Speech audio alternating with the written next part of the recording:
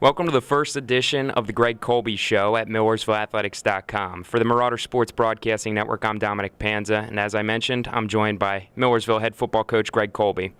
Coach, we're going to talk a little bit first about last weekend's game against Assumption. The Greyhounds came in, and they actually surprised us a little bit. You took a 3-0 lead, and they scored 14 unanswered points.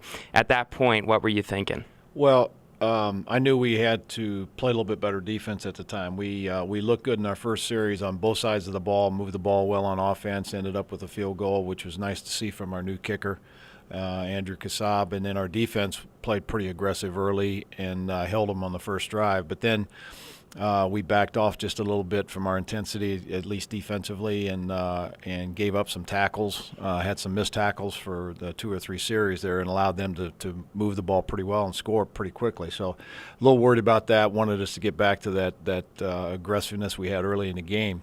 And so that's one thing that we tried to focus on there in the second half and at halftime as well. You exploded for 2 other scores offensively, none bigger than that 87-yard touchdown bomb. I'm guessing we can expect more of that this year? I sure hope so. I'd like to see a bunch of those. That was a play you like to see, that kind of scoring. And, it's nice to be able to slug it out, but it's also nice to be able to score quickly, too. And we thought going into this year that with our receiving core and with Billy's experience that we'd have the ability to do that more often this year, and it showed up in that. Obviously, on that play, Billy did a great job avoiding the rush, getting out and keeping alive until Matt Egenreiter could get free and break down the field. So that's the kind of big play you like to see. So you had some momentum going into halftime. You were getting the football back to begin the second half. Unfortunately, things didn't go well. You had to punt. It was blocked. Apparently you made proper defensive adjustments, though, because they stepped up and got the ball back in the hands of the offense, only surrendering 3 points. Yeah, you always like to see the defense step up and on those sudden change situations like that, be able to at least hold them to a field goal, especially when they've got such great field position. And we need to fix the problem there that we had on the punt and not have that happen, because those are big plays now when they occur. I mean, you go from a huge change in field position, and even though they only scored 3 points, that 3 points could have ended up being the difference in the ball game at the end. That's something that was a little bit of concern, but the defense did step up, and like I say, that we came back after those 3 series in the first half and played a lot more aggressively on defense, and I thought did a pretty decent job on that side of the ball. So you have the sack, the fumble recovery, and the touchdown. All of a sudden, it's a brand-new ball game. The offense then puts together a really nice drive, and you have the touchdown connection to Dominic Sanders, the first of his career.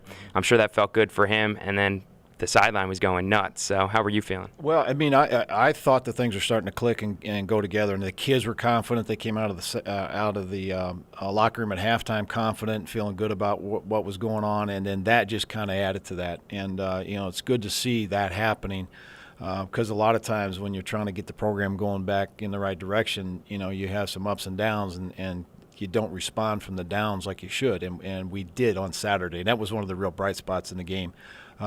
Even though we did end up losing it at the very end, we responded well throughout the game, and we played very well at times, and that was one of those times. Let's talk about the end of the game. I know it was the toughest part, but you had the officials, back-to-back calls, the pass interference, and then the touchdown catch, which, from my vantage point, looked like he may have been out of bounds. What were your take?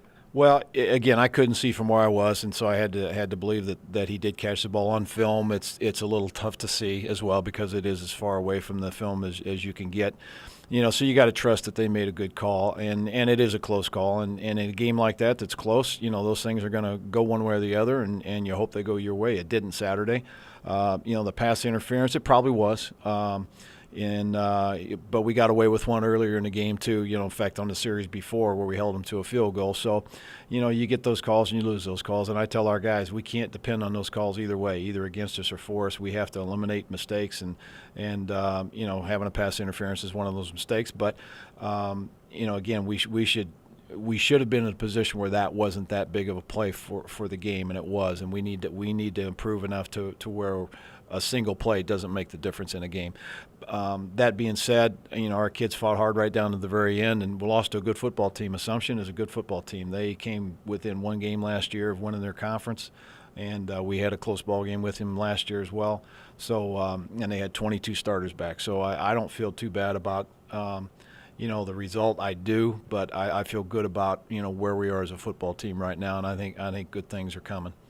Give us a gauge on what the student athletes in the locker room are feeling right now. Oh, they were upset. Our guys were mad. They were angry, especially the way the game ended at the end, which is a good sign. Again, in the past, it wasn't always something that upset them as much. They were too used to losing, and I think we're past that now. I think the kids that we have the confidence that they can win. They feel good about where we are this year as a team, and they feel like we can win this year. And so losing a game like that upsets them, which we're feeding on that. We're using that for this week's motivation that, hey, stay angry about that and let's do something about it this week. It's time for this week's Marauder Pride Play of the Week. He takes the snap and drops back. Here comes some pressure. He doesn't see it. He loses the football. It's on the one. Taken in for the Marauder touchdown. Touchdown Millersville, and with the extra point, they can cut it to 1. It was picked up by Zach Riley, the sophomore. Lock Haven's your next opponent. I'm guessing they're in trouble. I hope so. You never want to assume that, though. And I tell our kids, don't be overconfident coming into any ball game, especially one against a team that's also down in their program and their win-losses, and that's where Lock Haven is right now. Lock Haven's a better football team this year than they were a year ago. They're playing real solid defense. They played VMI, even though the score is not indicative of the way that game went.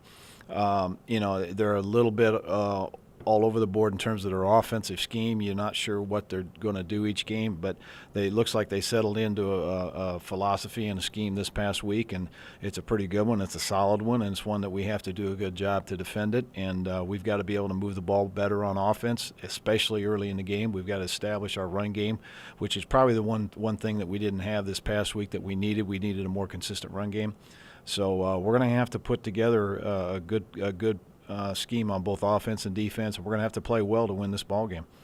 Finally, Coach, what do you think are some of the improvements that you need to make from week 1 to week 2 to get this team back to 500? Well, the biggest thing we need to do is eliminate our mistakes, and one of those is we had way too many penalties. We had 9 penalties in the game, which is way more than we want to have, and at least 3 of those penalties either contributed to their scoring or kept us from scoring, and those are critical penalties when you take points off the board or put them on the board against yourself.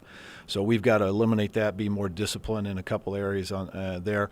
On defense, we got to continue to play with the aggressiveness and the speed that we played most of the game. When we back off of that, we become less of a football team, less of a defense, so we've got to continue to play that way. On offense, we've got to be able to be more consistent in the run game and continue to throw the ball well.